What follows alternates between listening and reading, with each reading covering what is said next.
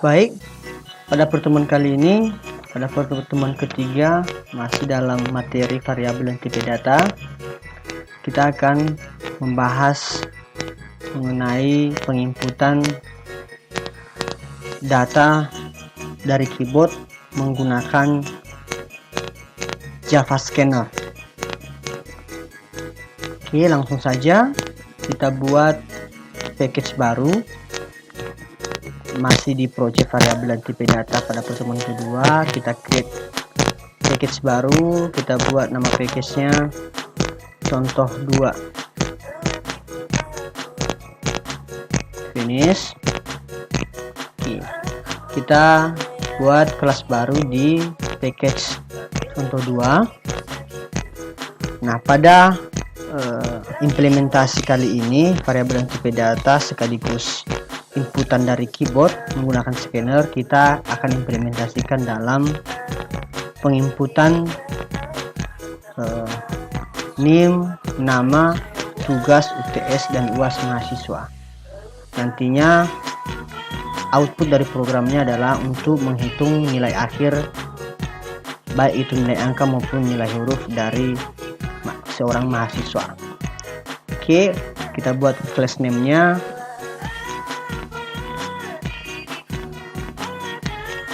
nilai mahasiswa. Oke, finish.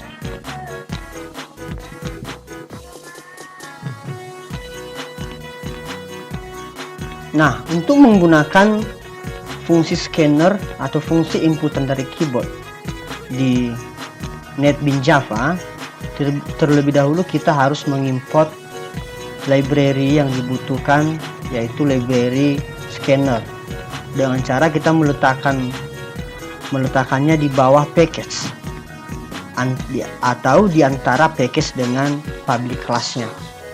Berarti di sini. Nah, diawali dengan kata import, kemudian java .atil, kemudian .scanner. Nah, nantinya scanner inilah yang kita gunakan untuk menginput dari keyboard nilai-nilai yang akan kita butuhkan. Contohnya penginputan NIM, nama, serta nilai tugas, UTS, dan UAS. Oke. Selanjutnya kita buat main kelasnya public static void main string. Oke. Nah, untuk menggunakan fungsi scanner atau library scanner, kita terlebih dahulu menciptakan sebuah objek baru. Nanti pendalaman mengenai materi scanner akan kita bahas di pertemuan berikutnya, dengan cara kita mendeklarasikan sebuah atau mengcreate sebuah objek khusus untuk scanner tersebut. Nah, diawali dengan scanner. Scanner kita ambil dari sini, dari library yang sudah kita import. Kemudian kita berikan nama inputan atau nama scannernya apa. Contohnya input data contohnya, atau input nilai, terserah. Input data sama dengan new scanner. Nah, karena kita mau melakukan atau mengambil inputan dari keyboard, maka kita gunakan sistem in. Jadi masukan, bukan keluaran. Maka di dalam kurung ini kita tentukan scanner yang kita buat, apakah scanner untuk input atau output, dengan cara sistem in. Oke. Pastikan tidak ada error. Selanjutnya coba kita deklarasikan sebuah variabel baru guna menampung nilai yang akan kita input dari keyboard nantinya. Yang pertama untuk name kita gunakan tipe data string, kemudian nama, kemudian untuk tugas UTS dan UAS kita gunakan tipe data float, tugas UTS UAS. Oke, sekarang kita akan melakukan penginputan atau membuat script atau coding untuk menginput nilai masing-masing ke dalam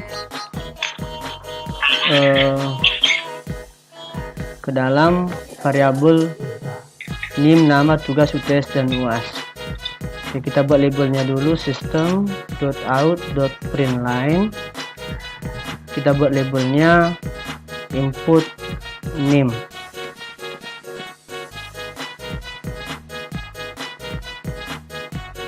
Oke, ini hanya labelnya saja. Kemudian kita minta inputan dari keyboard. Nah, kita buat labelnya input name, kemudian kita susul atau kita lanjutkan dengan input nilai atau inputan dari keyboard, dimana kita simpan ke variabel name. Maka name sama dengan kita panggil objek scanner yang sudah kita buat di awal. Berarti input data dot.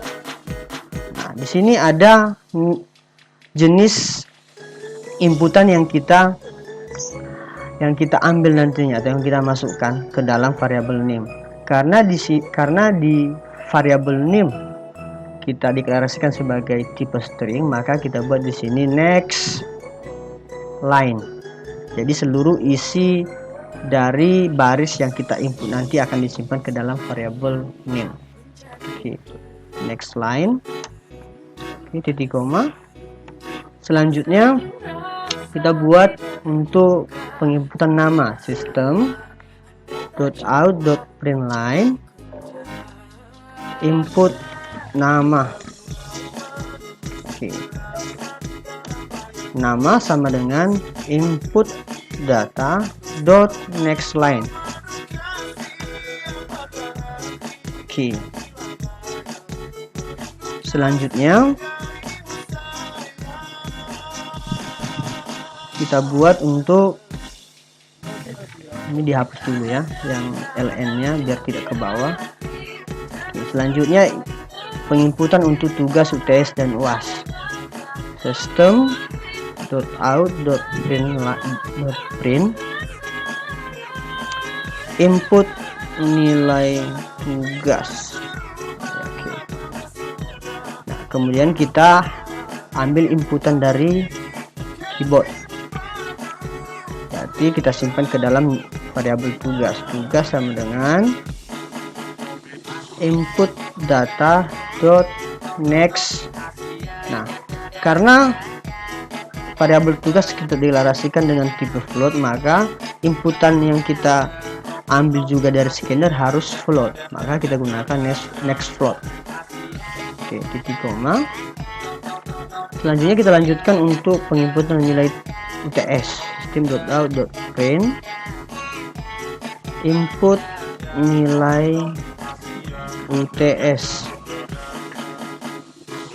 Kemudian UTS sama dengan input data dot next, masih sama next float karena variabelnya next float, karena variabelnya bertipe float, sorry.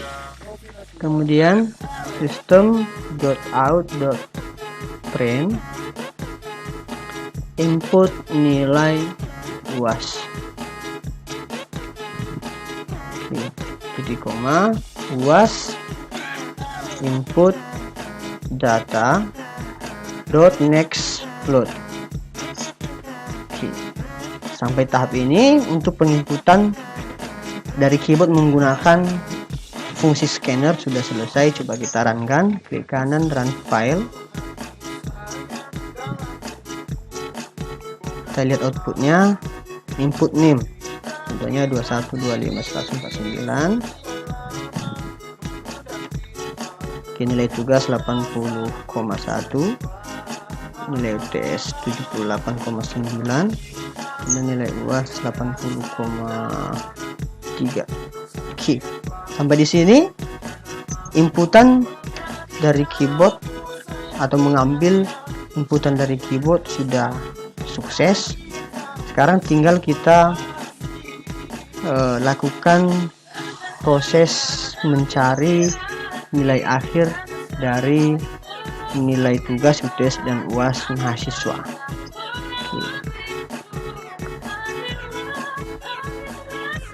Untuk mencari nilai akhir dari nilai tugas UTS dan UAS mahasiswa menggunakan rumus 2 kali tugas 3 kali UTS ditambah 5 kali UAS.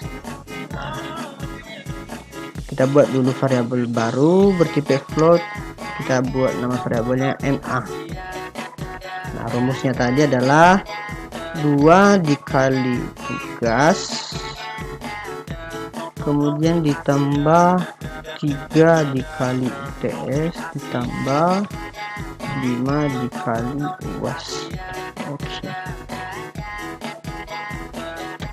Nah, sampai di sini coba kita tampilkan nilai akhirnya. Float system.out.print nilai akhir sama dengan NA. Oke, coba kita runkan. NIM-nya 21, 25, 149. Nilai tugasnya 78, nilai UTS-nya 80,1, nilai UAS-nya 77,3. Oke. 782. Kenapa besar sekali nilai akhirnya? Karena di sini belum kita lakukan pembagian di rumus mencari nilai akhir. Jadi di sini kita buat bagi 10. Oke.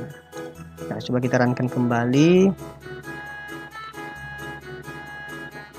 78,3, 80,1, kemudian 90,7. Oke, kira-kira nilai akhirnya adalah 85,04. Oke.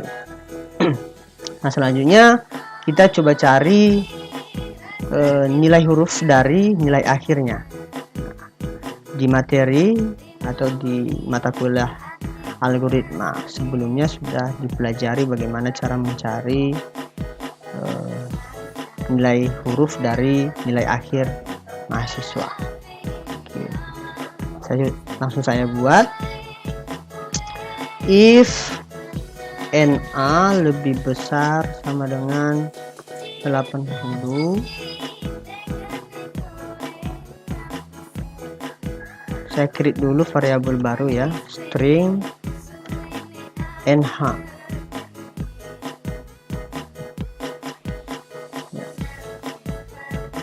Maka NH-nya sama dengan A. Oke. Else if NA lebih besar dari 75, maka NH-nya sama dengan B+.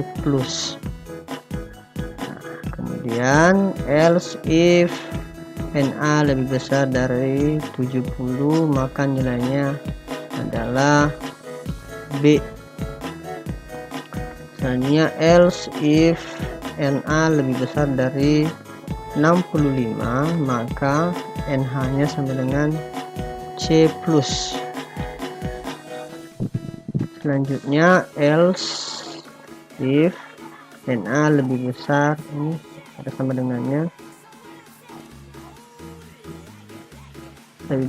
NA lebih besar sama dengan 55, maka nilai NH-nya sama dengan C. Kemudian else if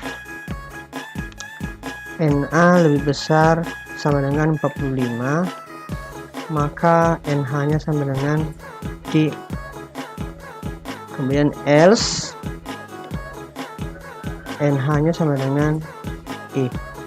Oke, sudah selesai. Sekarang tinggal kita cetak nilai hurufnya. System.out.println nilai huruf sama dengan NH. Oke, coba kita runkan.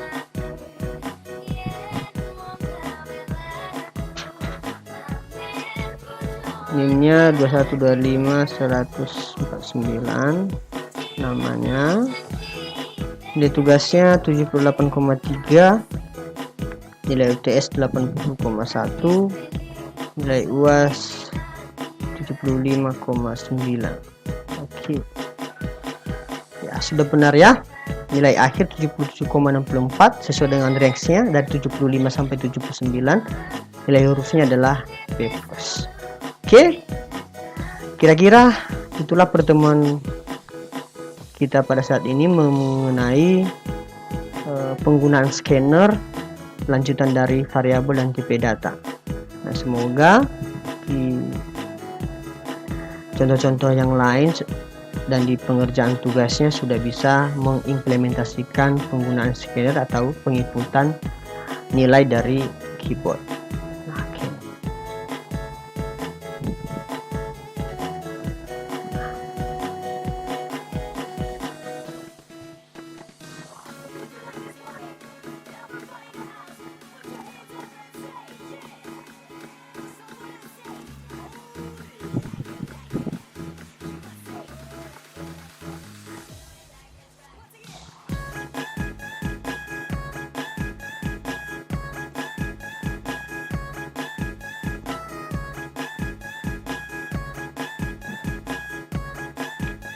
Oke, sekian untuk pertemuan saat ini. Semoga materi kita pada yang kita bahas pada saat ini bisa bermanfaat untuk adik-adik mahasiswa. Oke, sekian. Kita lanjutkan di sesi berikutnya.